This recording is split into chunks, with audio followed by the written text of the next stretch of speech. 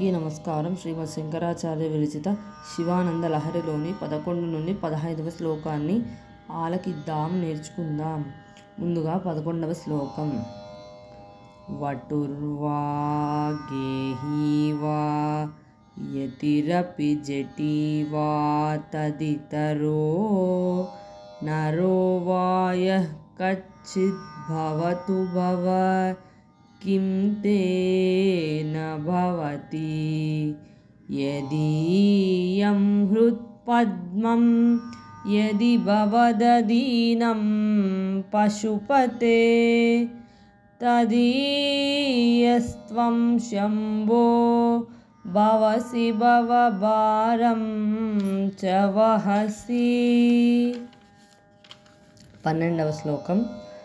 गुहायां गेहे वा बहिरपि वने वा दृशिकरे जले वा वह्नौ वा वसतु वसते किं वद फलं सदा यस्यैवान्तःकरणमपि शम्भो तव पदे स्थितं चेद्योगोऽसौ स च परमयोगी स च सुखी.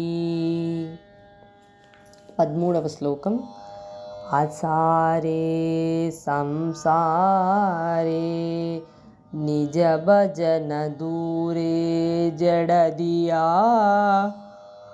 भ्रमन्तं मामन्दं परमकृपया पातुमुचितं मदन्यः को दीनस्तव कृपण रक्षाति निपुनः त्वदन्यः को वा मे त्रिजगति शरण्यः पशुपते. 14వ శ్లోకం.